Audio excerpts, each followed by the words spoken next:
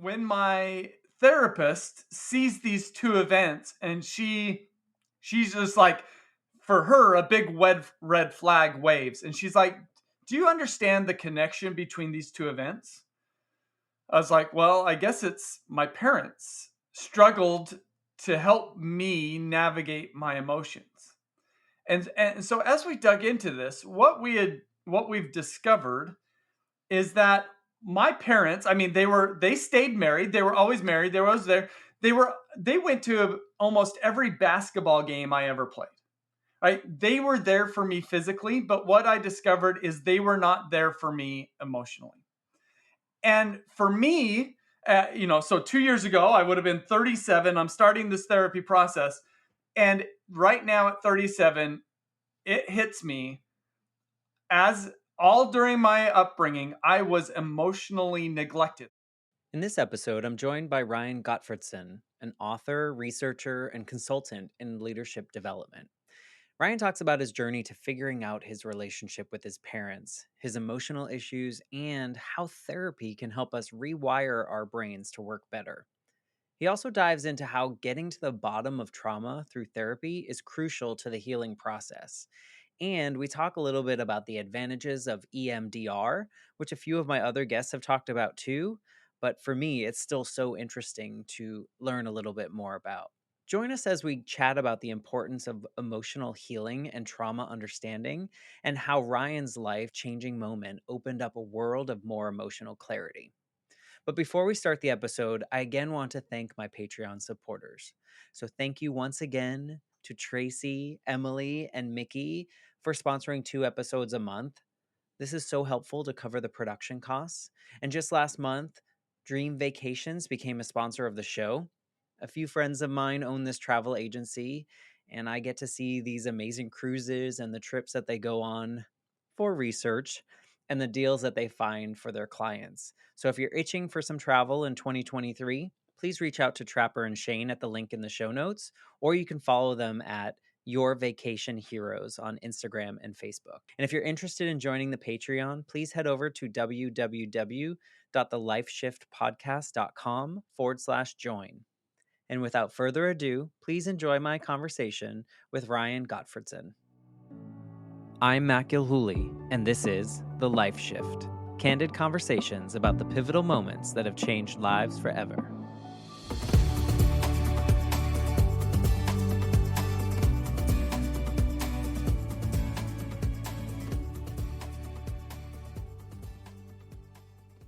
Hello, my friends. Welcome to the Life Shift podcast. I am here with Ryan, and we are connected through another podcast that we both were on called The Eternal Optimist. It's nice to have you here, Ryan. Yeah, thanks for having me. I am looking forward to our conversation today because, just so the listeners know, I don't know which direction you're going to go, so you're going to surprise me, and I think that's it's fun for me because I like to have these conversations as candid as possible. When I have guests fill out this short little form, I really only ask you guys just a simple question, like just tell me the littlest amount of detail, just so I can understand kind of where we're going to go and prepare myself. So I'm excited to have this conversation today. So thank you for being here. Yeah, and, like I just said to you before we started, is thanks for creating the space. Thanks for having me on. Hopefully, we could talk about a few things that might be beneficial to some of your listeners. Why don't we just get into it? So typically I like to have my guests kind of paint the picture of life or what life was like before we hit that life shift pivotal moment.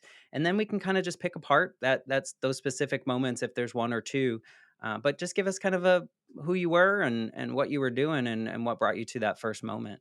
To just help people get to know me just a little bit better. So, I'm a leadership professor at Cal State Fullerton. And in my research, I focus on personal and particularly leadership development. And so, I have been a huge studier of essentially all my adult life of how do we get better? How do we move to a better place? Here's the reason why is because so much out there on personal improvement focuses on the doings. Here are the things that you need to do. And I like that. That's good. But to me, that seems surface. It seems shallow because I believe that development is about becoming, not doing. And so, as I'm going to tell you a little bit about my journey, and I imagine you see this, maybe not necessarily articulated in this way, but I'm sure that you see this with all of your guests, is the moments that they talk about represent a shift in their being. And and to me, everybody goes through challenging things, right? Everybody has bad things that happen to them, or life-changing moments, but not everybody capitalizes on those in terms of changing their being. And I would say there's some things in my life that I've experienced that didn't change my being, but kind of the moment that I want to talk about is leading up to this is, of course, life's not linear, and to a certain extent life was pretty good, right? So I'm got a stable job, I got a family, I got my wife, my two kids. And while there was some disruption in terms of the quality of my relationship with my wife, and I wanted to improve that, I think maybe that was a way that opened the door. But in my academic research, what I was doing is I was deepening my study of this: how do we improve our being? And I came across a book, and I'm curious if you've heard of it. It's called "The Body Keeps the Score" by Bessel van der Kolk. I have heard of it. I have not read it. My guest actually, episode 4, she highly recommended that, and it's actually why she somewhat became a biohacker in a way of her own body, and she used that book along with other studies to basically cure her chronic PTSD through kind of that. So I have heard about it, and other listeners have said, I heard Adrian talk about that, and I bought the book immediately and did the work. So yes, I've heard about it, but I haven't read it. Full disclosure. Which is so for those who haven't heard of it or haven't read it, it is a book about trauma and how psychological trauma impacts our body and our minds, and how these things function. And it is approachable. It is dense in terms of, wow, there's a lot of good stuff. Like, I'm not sure there's a book that I've underlined more than that book. And what was interesting is I'm reading this book and it's all making sense to me. Okay, somebody who experiences psychological trauma, they have different body adaptations. Oftentimes that's most primarily in our body's nervous system. And I'm reading this, okay, this makes sense. But also at the same time, while I'm reading this, what I'm thinking to myself is, I don't have any trauma. And I get to the end of the book, and towards the end of the book, he walks through the research behind different therapy modalities. And he comes across a therapy modality that's called EMDR. It's eye movement desensitization and reprocessing. And he starts to present some of the research findings on this. And he immediately said, this is a rather new form of therapy. And so there's not a ton of research out there, but the research that exists suggests that it may be the most effective therapy for helping people overcome the effects that psychological trauma has had on their bodies. And so I read this and I'm thinking, like, EMDR, the first initial stages of the development of EMDR was like somebody holding their finger up in front of you and moving it side to side. And then the eye movements, for whatever reason, soften our inhibitions so that we are more able to step into past traumatic experiences and reprocess them more effectively. And so as I'm reading this, I'm thinking, this sounds a little hocus pocus to me. Like moving your finger back and forth. Later come to learn that it's not. They usually don't do a finger back and forth. They do taps on your shoulders, or they'll have buzzers in your hands. Sometimes they do a dot across the screen, or I'll tell you a little. I jumped into this, or they do pings across your ears. And for whatever reason, and science doesn't really know, that these bilateral movements allow somebody to step in and more effectively reprocess past trauma. So I'm reading this and I'm thinking, man, this sounds hocus pocus, but also really cool. I wonder if I could just try it out and just experience it, see what it's like. And so I reached out, I just hopped on Google, EMDR therapist near me, and a hit pops up. And so I reach out to her and said, and literally in my email, and I'm sure she gets this all the time, like, I don't really have any trauma, but I would love to experience EMDR. Do you think it could benefit me even if I don't have trauma? And I'm sure she's thinking, this dude's got trauma, because at the time I wasn't aware, but now I know, is 70% or more of all adults have experienced trauma to the degree that it disrupts their body's nervous system. I would say it's more. I mean, based on just this podcast alone and having these conversations, I would say it's more, and that's okay. Yeah. And that is okay because at the end of the day, the connection, and I imagine we'll come back to this, is for me, and this is the most meaningful part of it, is if we want to improve our being, how we do that is actually through healing. It's healing our body, healing our body's nervous system from whatever has happened in the past. So I reach out to this trauma therapist, and she said, "Yeah, I think everybody's got mental blocks. This will help you work through any mental blocks, and I'm sure it'll help you professionally if that's something you want to do." I said, "Okay, let's do it." And so I started this process, and this was about 2 years ago, a little over 2 years ago. I start doing this, and it does feel a little like hocus pocus. She's like, "Okay, now close your eyes," and I've got my headphones in, and these beeps are going back and forth. And how EMDR works is it usually starts out by saying, "Where's a place that you have a block in your life?" And then let's do these little EMDR sessions where you actually just sit, you think about that block, you think about the feelings, you think about like your body, your emotions, and these pings are going back and forth in my ears. And all of a sudden, it's like you're stepping into a wormhole in a way. It's like you start diving into other stuff that are tangentially related. And over a series of about 3 or 4 sessions, we had dug from a recent kind of block or episode that I had that I was like, I just didn't love the way that I handled this. And we start diving down and down, and we get deeper and deeper. And we discovered through this process, for me, there were 2 significant moments in my childhood that are representative of a bigger issue that I was completely unaware of. So, and maybe let me walk you through these 2 episodes. One of the episodes that came up through one of these sessions was a vivid memory, and it's always stuck with me, but there's a vivid memory when I was about 5 or 6 years old of my parents having this huge argument. Like they are yelling at each other. There's no hitting, there's no physical violence. And I remember my dad pulling out a suitcase and starting to pack it with his clothes, like he's going to leave. And I'm seeing this, like even as I tell you this, I know exactly where I'm at. I see this picture, and I am just hysterical. What is going on? Am I losing a parent? Like I didn't fully appreciate it, but I knew that this was significant. And the thing that was interesting about this, as we dug into this memory, what I came to realize is it wasn't that argument that is really what had stuck with me.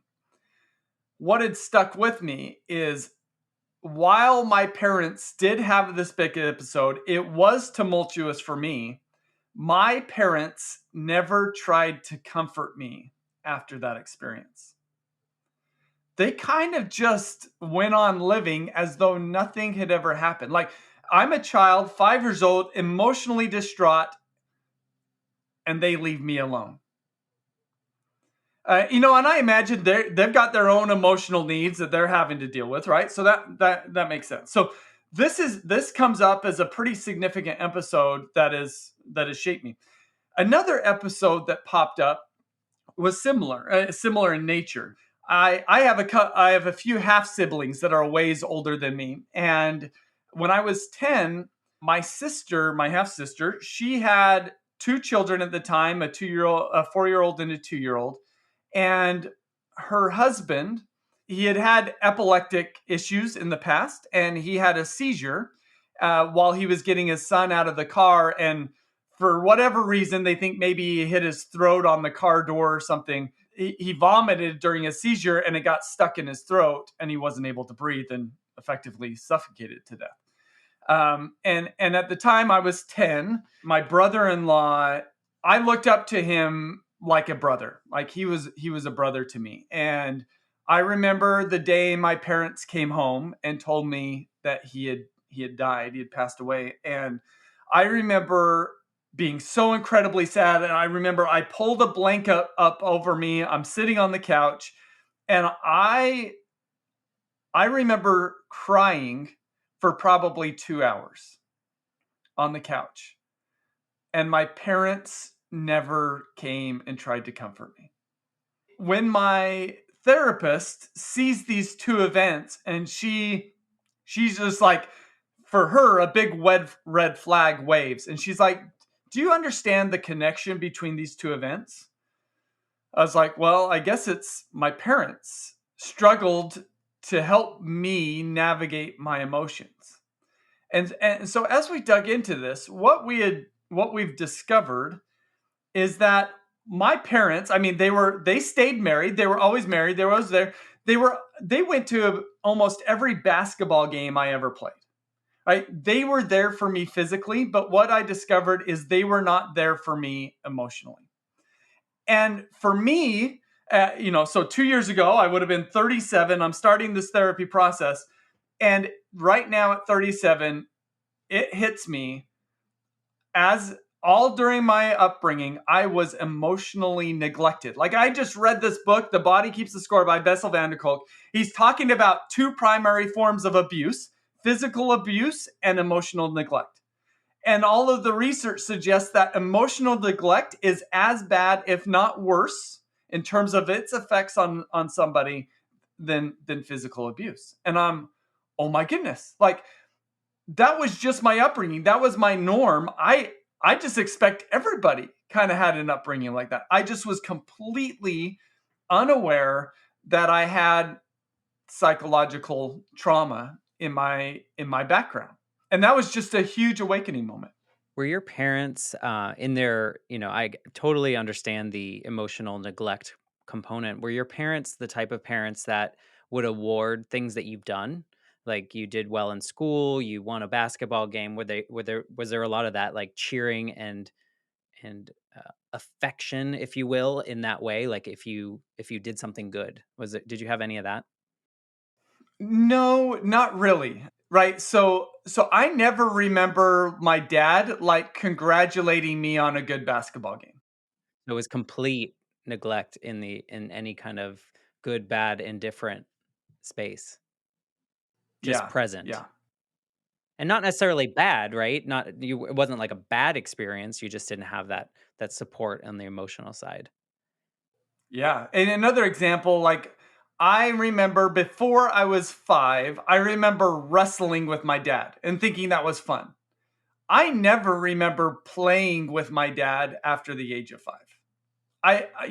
To a certain degree, my mom was less inclined to play physically, but I remember playing like games with her, like board games and things like that. And I would say both of my parents are really good, nice people. Like, people in the community really liked them, respected them. They were good people. They just didn't have the ability to emotionally support really another person. Well, I mean, the body keeps the score, right? And so your parents are a product of whatever came before that and their parents and kind of unfortunately moves through it. I was thinking, as you were telling this story of kind of the emotional neglect as a child, and earlier you were talking about how you did a lot of research into leadership and more about that becoming and developing as people. I wonder how attached those really were, right? In the sense that your subconscious of some sort was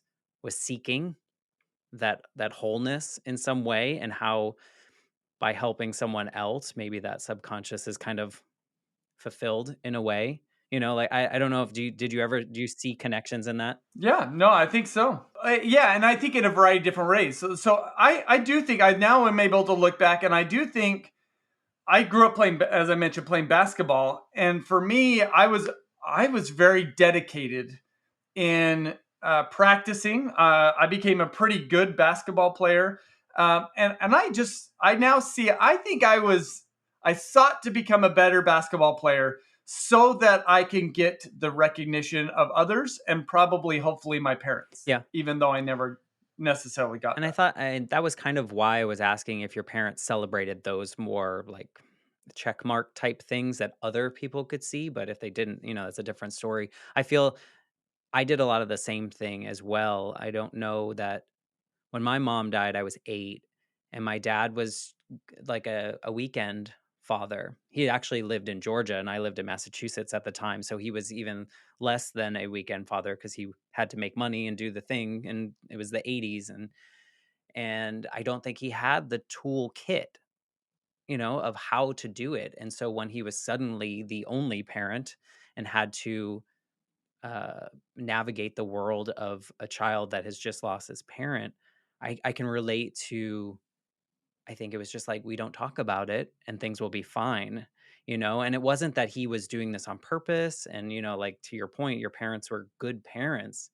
It's just like sometimes they're just not equipped with it. And it was probably a product of the time period as well, in a sense Yeah, I that think so. Yep. because we're around the same age and growing up, it was very much that boys shouldn't, do X, Y, and Z. Boys shouldn't cry because that's, a more feminine quality and you shouldn't have that. But nowadays, like we're more aware that men are full human beings and women are full human beings, and anyone on any spectrum are full human beings and they can do whatever they want. But, very much relate to not having that emotional support. And so I sought out, like, I became a good student when my mom died.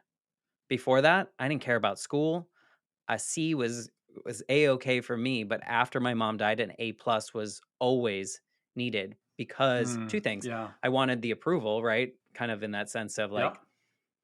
but my dad would give me the approval, at least in those areas. Like that would be like, yay, good for you. But I also wanted to prove to others I wasn't worthy of any kind of neglect or loss. In my sense, it was I didn't want anyone else to leave. Like my mom left me, not on purpose, but in my mind, it was an empty spot. So I wasn't going to allow that to happen. So, Yeah. that's kind of where that stems from of like, did you get any check marks? But it sounds like they were just parents that were a product of the time period and their probably own upbringing as well. Yep. It's so Yeah. interesting though that a book, like your pivotal moment is really probably picking up that book. What made you get that book? Yeah, yeah. So it was kind of more the research end of things. So one of my areas of expertise is mindsets, and one of the things that I've come to learn is that trauma, when somebody experiences trauma, the body's nervous system adapts such a way that it is designed to self protect the individual from more trauma occurring, and that makes sense. And we develop self-protective mindsets, right? While self-protective mindsets are beneficial because they keep us safe, they actually hold us back from more of a professional component. Let me give you an example. One of the mindsets we can look at is the difference between a fixed and a growth mindset. I could ask people, how do most people think about or make meaning of failure? And I would say most people make meaning of failure as something to avoid because it's a signal about me. Maybe it says that I'm a failure. But that's people with a fixed mindset. People with a growth mindset, they don't see failure as an indication that they're a failure. They see failure as an opportunity to learn and grow.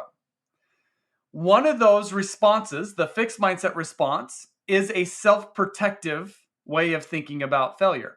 The growth mindset is more of a value creating way of thinking about failure.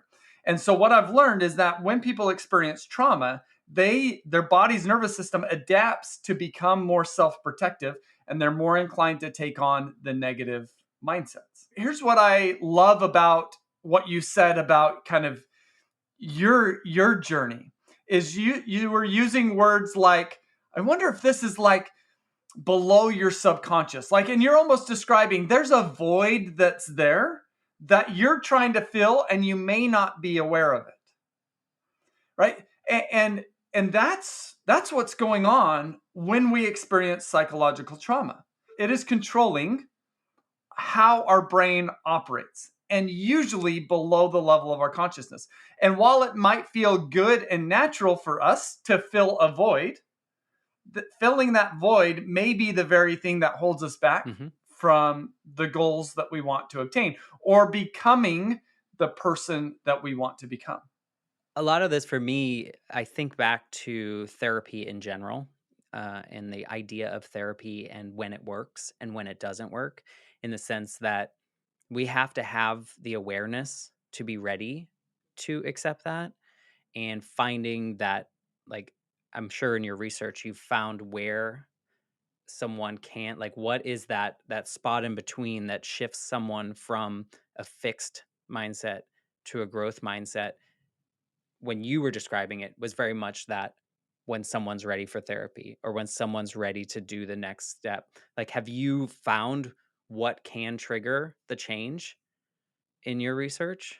Not to go all academic here, but curious. No, yeah. So there's two ways to think about it, but I think the best way to categorize this is to say heat experiences. Heat experiences can be external to us. They can be an event that occurs to us, or it could be internal, that we create the heat experience internal to us. Now, the thing about heat experiences, if they're going to lead to growth and development, they need to be something that causes us to question our current kind of beliefs and outlook on life, and then investigate those and try out new thoughts, beliefs, and ideals. So, this is why I say a lot of people go through bad things, but they don't necessarily use it to question, to introspect and question kind of the way in which they've thought about their world and how they perceive and how they interpret the world around them. There are experiences where people can benefit just by having those experiences. It does cause them to question, they do evaluate, and they do try out different ways of viewing the world. In the work that I do with leaders and helping them develop, oftentimes we're not relying upon an external heat experience. So we're trying to foster an internal heat experience. And one of the ways that we do this is by helping them to awaken to the quality of their current mindsets.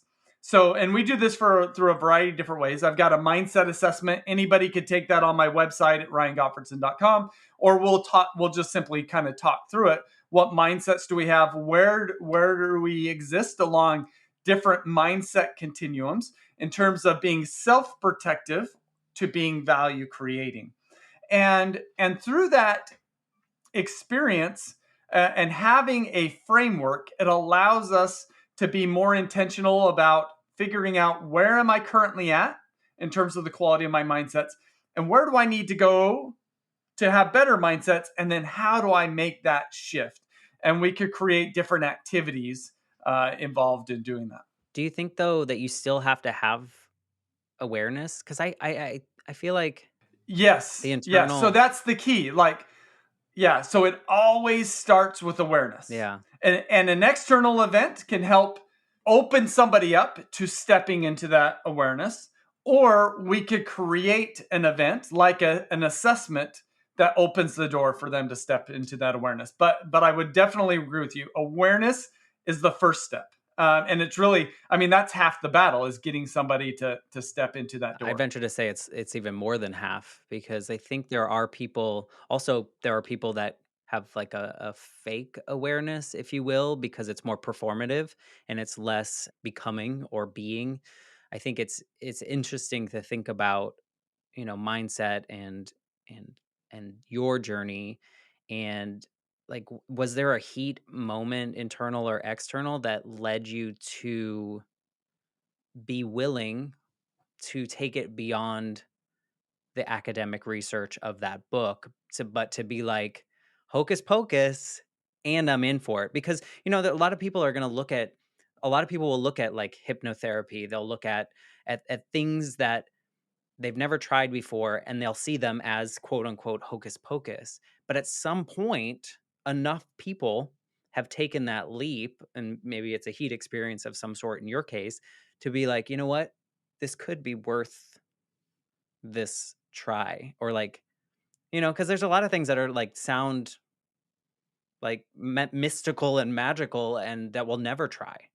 So what was there something in your life that occurred that was like, okay, I'll call him up or her. I have never had trauma in my life. in your email. Well, like, let me give you an example. I've got a distantly related family member that somebody was telling me about them, and there's a lot of things in their life that aren't going well. They were telling me the story because they thought I would find their reaction to a suggestion interesting. So they were apparently suggested, I think you should look into therapy. And this person said, nope, not doing it. Like, the only people that get therapy are like cuckoo nuts, and I'm not a cuckoo nut, right? Or whatever it is. To a certain degree, that's unfortunately that's a stance of ignorance, right? And I had learned enough across the research that I've done to understand what therapy really is as it relates to psychological trauma and how it can be beneficial. And maybe it might be helpful, or maybe some listeners might find this interesting. When we dive into the neuroscience behind psychological trauma and its impact on our body, we find that our body, if we experience psychological trauma, will go through one of two neurological adaptations. And sometimes it's even both, to a certain degree or at different times. So to help understand this, what we need to understand is there's three main networks in our mind that are responsible for interpreting our world and getting our body to navigate our world. These three networks are our salience network. This is home of our emotions. This is our limbic system. There's the default mode network, which is the non-conscious programming of our body. And then there's the central executive network, which is the conscious programming of our body. And what the research has found is that ideally, these three brain networks are going to work effectively together. And when they do, then we are effectively more emotionally intelligent. We could better get in touch with our own emotions and navigate those emotions, and we could better get in touch with the emotions of others and navigate those emotions. Well, when somebody experiences psychological trauma, one of the common adaptations is that our salience network, our emotional network, becomes overactive, and the default mode network cannot regulate that overactivity. In these cases, individuals become hyper vigilant. When somebody is hypervigilant, commonly they'll struggle with anxiety. And when people are hypervigilant and have anxiety, they over prioritize their own emotions, probably even too much. And when they're over prioritizing their own emotions, they have a hard time prioritizing anybody else's emotions, right? Knowing my mom was hypervigilant. She was a very anxious person. So that led her to be more concerned about her emotions than my emotions. The other neurological adaptation is the opposite, where the default mode network becomes overactive and it overregulates the limbic system, or the salience network, the emotions. In this instance, when this occurs, our bodies have a reduced capacity to get in touch with our emotions. It's like, if you think about Spock from Star Trek, like that's an overregulated default mode network on those emotions. And the technical term for this is dissociation.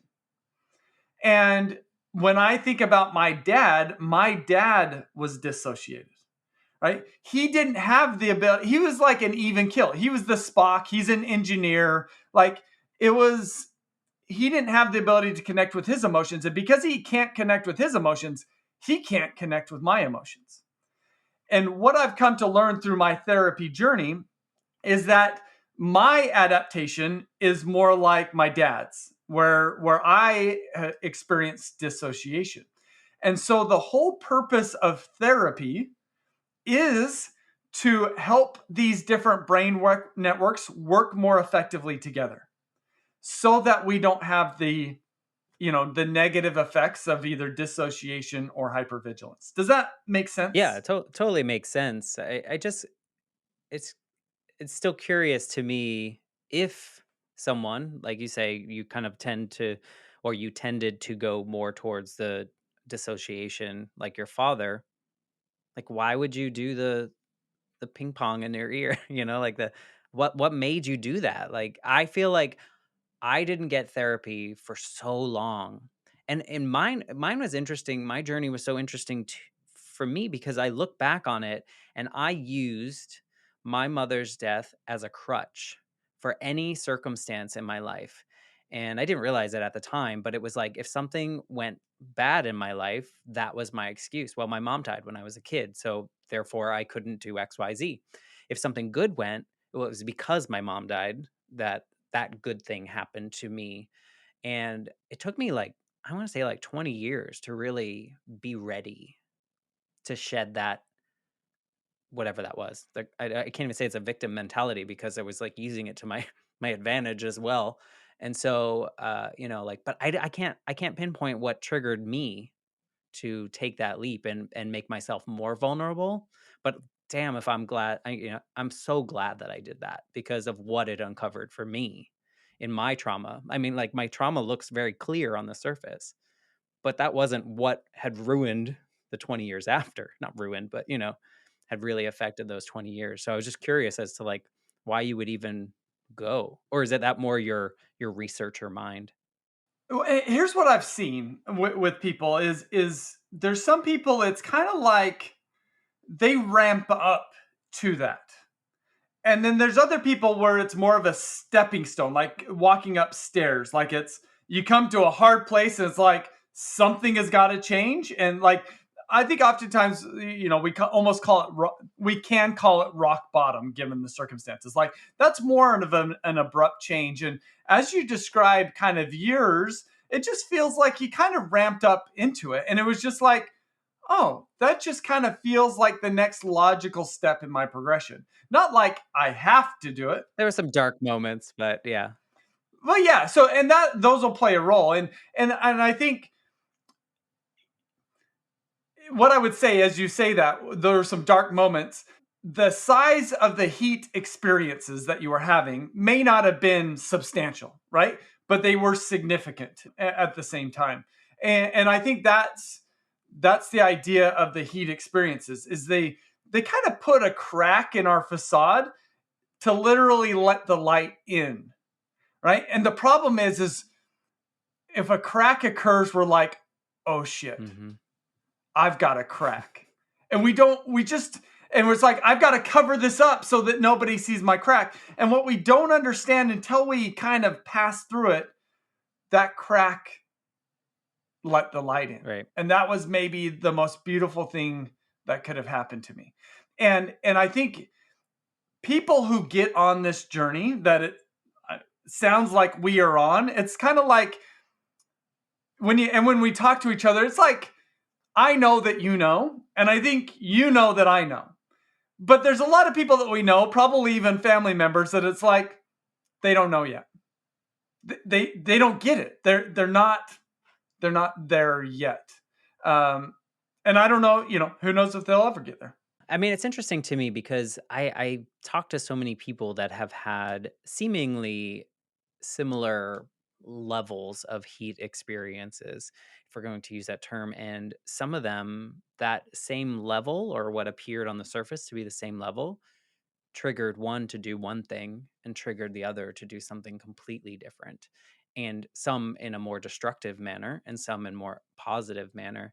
And it's so interesting that we as humans can experience something very similar and do so many different things with it when, and I'm going to just say this and this is probably wrong, but in my mind I always knew the way out growing up. Like I always knew what I was supposed to do, and like this is how I'm going to be better from losing my mother, but I never did it because I needed something, and I still haven't really uncovered what that was to get me to go to therapy because I don't remember now. But I needed something that would snap me out of it to make me realize that maybe if I did that, it would come true, and maybe that's a fear of failure too on that weird spectrum. But I don't know if you can relate to that. Well, yeah, and there's a quote. I need to look it up that reminds me of what you said, and I don't know how to pronounce her name exactly right, but I think it's Anais Nin, and she said, The day came when the risk to remain tight in a bud was more painful than the risk it took to blossom. Yeah, I think that's my And story. I think that that's kind of what we have to come to.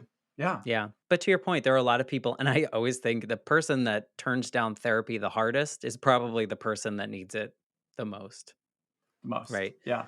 And that's also a, a signal of this dissociation that's there. Through your therapy journey, how do you have a different feeling towards your parents before, after, during? Is there a different reconciliation, I guess, with how they treated you now that you have the tools of therapy in your pocket? Yes. So, I mean, part of what I've learned is, in some ways, I really struggle with that dissociation thing, right? So, my therapist has told me multiple times. Normally, I see people get more angry at this than you, and it speaks to I have I have a harder time building even emotions of anger, right? So, and so part of my therapy journey is to let more of these emotions in and figuring out ways to do so. So, but I would say, over the last 2 years since kind of this realization, I would say, so both of my parents have passed away. So they passed away about 10 years ago, both of them, both from cancer at about a year separated from each other.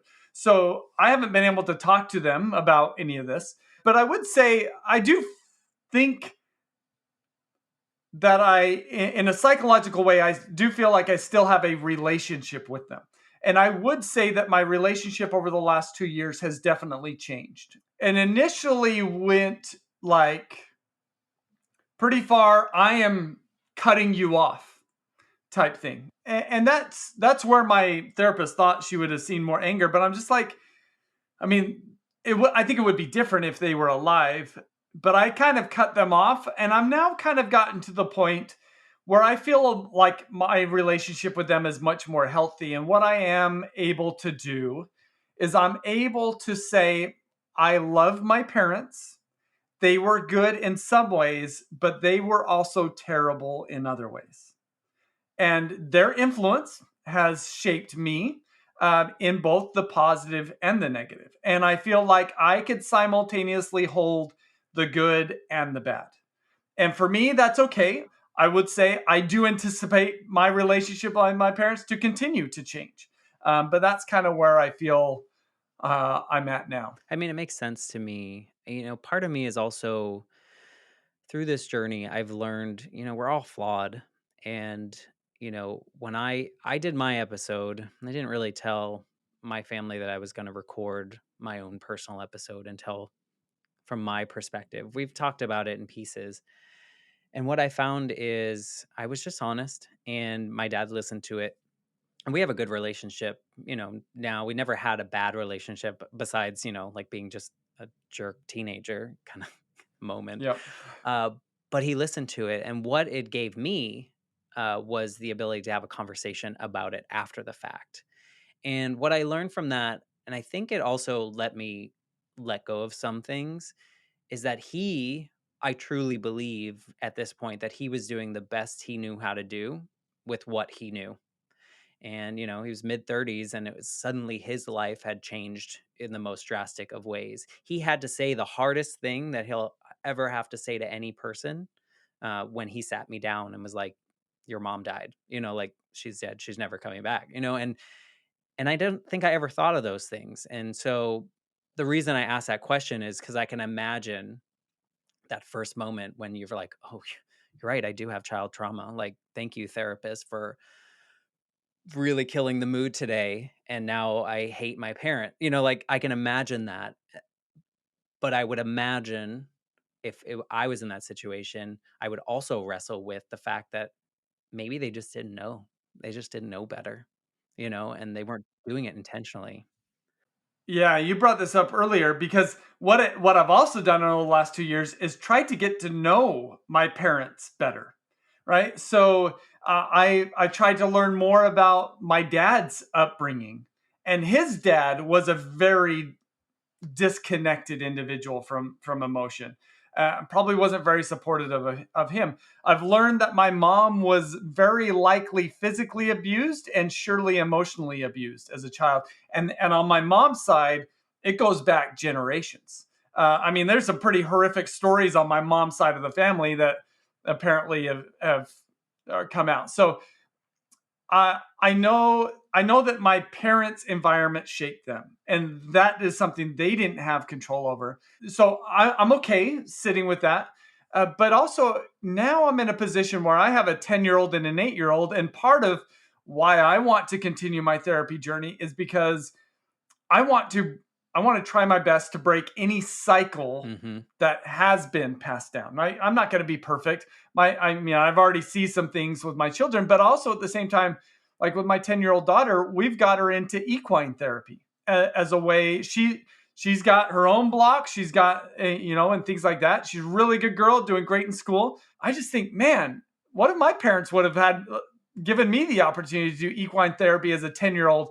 I imagine I would have turned out a better person than what I was, and maybe where I am. I don't know. I feel like I had done a lot of development from the time I became effectively an adult up until the time I was 37. Like, I thought I'd done a lot of development. I felt like a very different person. In the last 2 years, I feel like I have grown more in the last 2 years through my therapy journey than all of that time before. I feel like I'm a very different person. I think my wife would, even if you asked her, she would say, "Yeah, he's a different person." Yeah, and since we're in a very similar age group, I'll be 42 next month, and I talked to a lot of people about this that are kind of in our age bracket, that it sounds like a lot of the things that you accomplished before 37 were very much that societal checklist that didn't actually exist, but it was, you have to Yep. do this, and then this comes next, and this equates to success in whatever, whoever made that up, that we all subscribe to. But it sounds like that. And then when you were able to crack open the more human experience, it's really shaped your world in a much more rich way, would you say?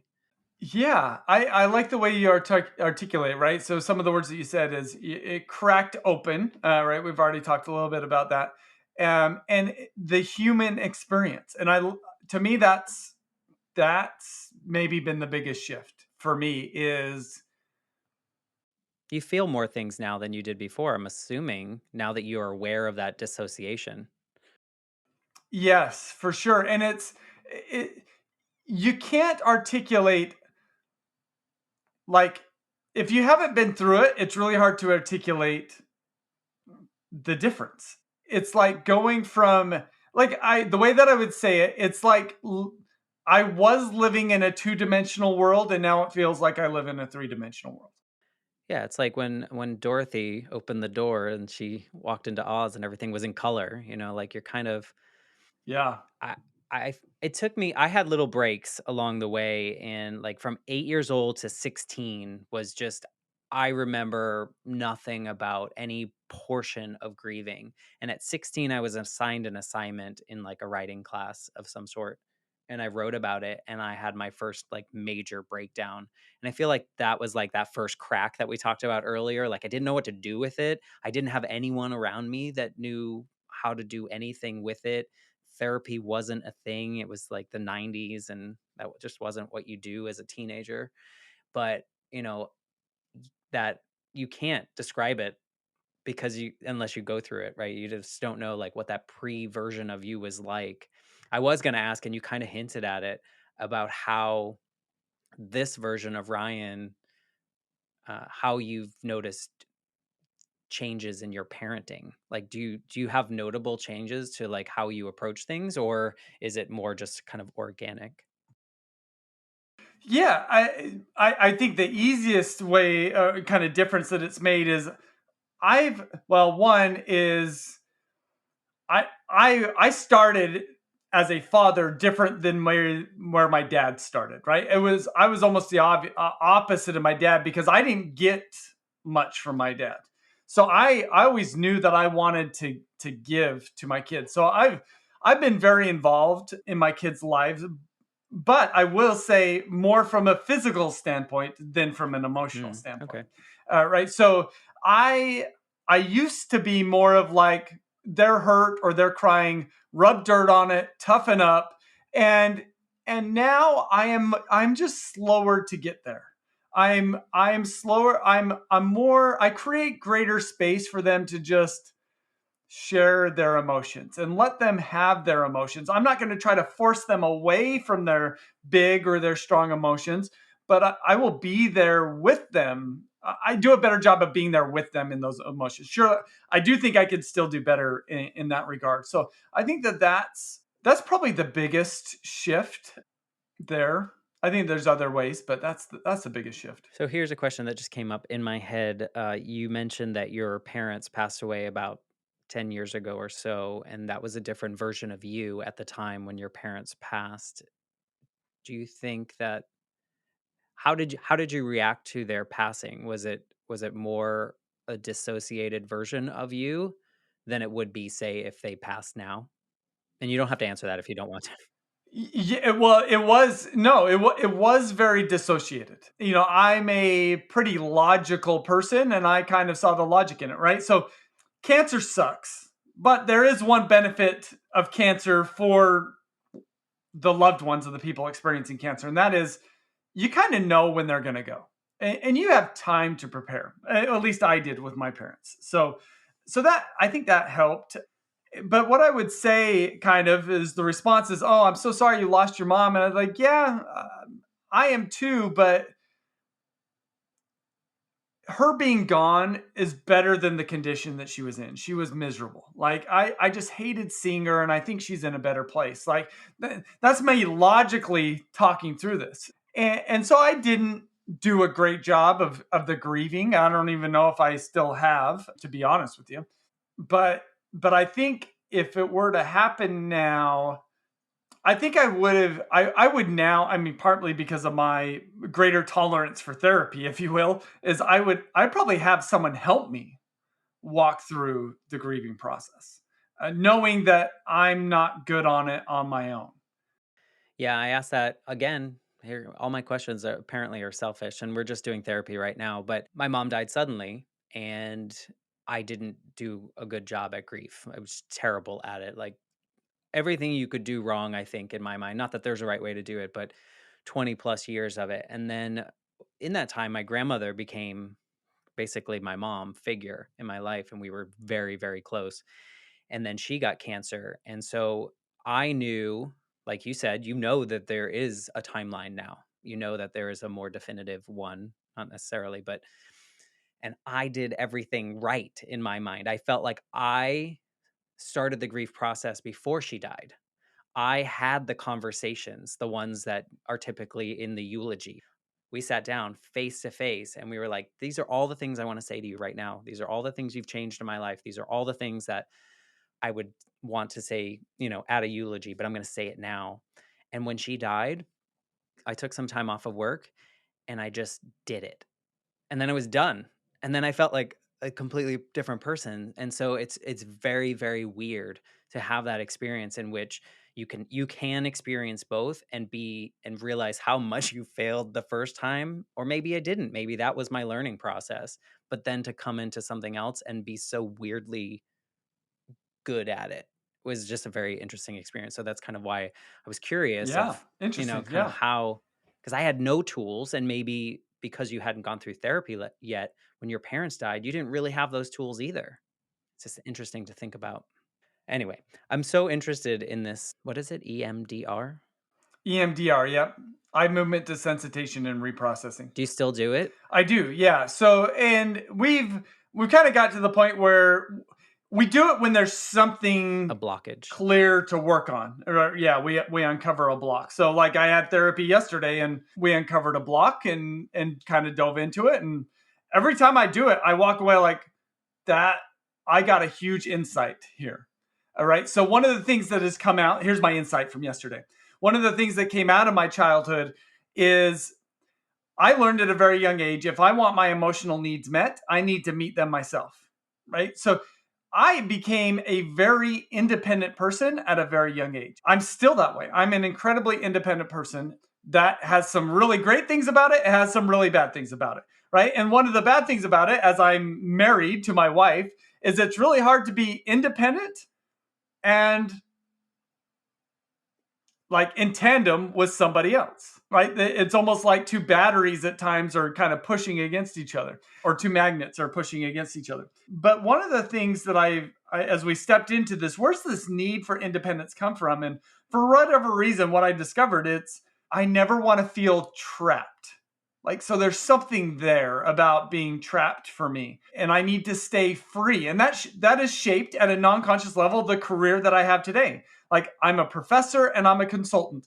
I don't have a boss, right? I could do whatever, I could research whatever I want, I could teach whatever I want, I can consult whatever I want. Like, I don't have anybody telling me what to do. And that's partly because of this non-conscious processing that I have to just not want to feel trapped. Where we're going to start to go in our therapy in the next several weeks is let's even dive into where does this fear of feeling trapped or tied down or restrained come from?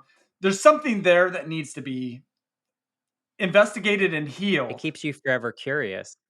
It's so interesting, all the different modalities of therapy and the things that can work for people in different ways. I would imagine that it doesn't work for everyone. I would imagine that, they're blocked in a way that doesn't allow them to do what they need to do, and maybe something else works. What I love coming away from these conversations with is that how important a focus on mental health and therapy, and how it needs to be more normalized, in a sense that, like, we can't figure it all out ourselves. Like, there are other people that can see things that we can't see, and that's why, like, I love having these conversations too, because someone may be listening that is just doesn't realize that they were emotionally neglected as a child, that doesn't realize that there are these options. There's this book, like, who knows?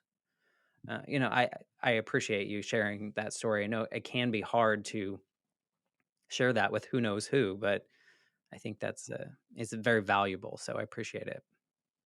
For sure. And I think as we think about what are some other ideas that might be valuable for listeners, let me share this because to your point is not every therapy modality is going to work for everybody. And there's a variety of things that affect that, like the therapist, the context in which therapy occurs, etc. But I do think it is helpful to recognize that there are different therapy modalities. And in fact, we could group therapy modalities into two different types. So there are what is called top-down therapy modalities. These types of therapies are the ones where we start in our cognitions, we dive down into our emotions, and then into the feelings in our body. Like, so cognitive behavioral therapy is just that. We start in cognition, we dive into emotions, and then into feelings. Top-down therapies can be very beneficial. There are also bottom up therapies where we start in our feelings, we move into emotions, and then into cognitions. EMDR falls into the bottom up category. There's another form of therapy, but my therapist uses in tandem with EMDR, and it's called internal family systems therapy that I've also found really helpful. That's another bottom up approach. My belief is that both approaches simultaneously is best. But what research is indicating is that the bottom up approaches are more effective than the top down approaches. They're more effective at the rewiring in our mind that needs to occur for our brain to function in a more healthy manner. So, making that distinction might be helpful for some Yeah, people. I mean, it also goes along with the line that the first therapist that you try might not be the therapist for you, and that you want to be okay. It's kind of like that, what you were talking about earlier, that people like avoiding failure. Like, just because a therapist doesn't work for you doesn't mean that therapy doesn't work for you. And so it's definitely worth, anyone has tried it once and they're like, that's not for me, try again, try someone different. It took me 5 people to find the one that unlocked the thing that really made sense for everything. And when I talked to her and she told me that all the decisions that I made for up to like 30 something years old were by the 8-year-old kid in me, everything like unveiled itself. And I was like, holy, like, why couldn't you have told me this 20 years ago? But, I needed to go through that journey. And so I think it's important that people find the thing and the person that works best for them. I like to end these conversations with kind of a question. And I don't think it's fair to ask you my normal question. My normal question is if you could go back to that younger version of Ryan who's like hiding under that blanket, is there anything you could say to him? I don't know if you would. Is there anything you could say to him that would help you? What has been helpful, I think, for me is, and this has been part of the EMDR process, is stepping into and uncovering what I've found is I've got a baby Ryan within me that I do a great job of keeping covered, keeping protective, and part of therapy is connecting with that kind of baby Ryan, if you will, or younger version of me. But one of the things that I actually try to do, and I'm fairly conscientious about this, is I try to hang out with the 5-year-old version of myself and the 10-year-old version of myself. Like, I live in Southern California. I love going to the beach. I actually try to go to the beach by myself every once in a while because I'm bringing 5-year-old me and 10-year-old me, and we're hanging out. I'm spending time with them in a way my dad didn't spend time with me. How helpful that has been. I'm not sure. I'd like to think it's been helpful, but it's a different way of thinking about it and giving myself, I think, some love that I probably need. I think that's great. I think I can see that it moves you in a way that is appropriate, and maybe the five years ago version of you wouldn't have had those thoughts and those. Why would I do that? I think there's value in that. I think there's value in that whole where they have you write something like with your left hand or your opposite hand and think in that mindset. There's something to all these modalities and these different approaches that find the one that works for you and and help yourself heal, right, in whatever way that you need it, and know that there's no one telling you that you need to be perfect. There's no need to be performative in any kind of way. We're flawed humans, and that's just how it is. And this is what we have to work with. So I appreciate you coming on and sharing your story and just having this conversation with me. It means a lot. Well, and again, thank you for creating the space for me to tell the story. It it is therapeutic for me, so it surely means a lot. And I think if there's, I'm just trying to think if there's anything I could add. And I think just giving people ideas. The Body Keeps the Score was a pivotal book for me, and I think it can be for everybody. I've probably in the last 3 years read maybe 20 books on directly related to therapy and trauma, and more in particular. Out of those books, I'm not sure I would always recommend The Body Keeps the Score to be the first book to read. So if somebody is not familiar with trauma, they want to dive into it and understand it more. To me, the best book and the most approachable book is a book called What Happened to You by Bruce Johnson and Oprah Winfrey. I think it came out 2021, so it's a fairly new book. I think that that's the most approachable and engaging book. It's like The Body Keeps the Score is pretty thick. What Happened to You is just not as thick, and it's in my mind, a great place to start. I will add in your contact information in the show notes. So anyone listening wants to reach out to you, hopefully that's okay because I'm going to do it anyway. And you have some books that you've written that I can see behind you. So if you're watching the YouTube version of this, they will see that the whole time. But we'll put those links in the show notes for everyone to check out more about what you do. Probably now more connected to your personal journey than before. And did any of those books come out during this journey? Yes. So my most recent book, The Elevated Leader, and the subtitle is "Level Up Your Leadership Through Vertical Development." This process of healing our mind and our body is a unique form of development that, in the psychological and space, and I'm trying to bring it into the business world space, it's called vertical development, and it's different than our typical developmental processes. And so the whole book is about introducing this concept of vertical development, which is a focus on elevating our being as opposed to just improving our doings. We will share that in the show notes so they can check that out. I'll have all those links there. If you are listening to this episode now and you're enjoying what you're hearing, please 5-star rating and any kind of review would be lovely on Apple Podcasts. And until next week, we will see you. Have a good one.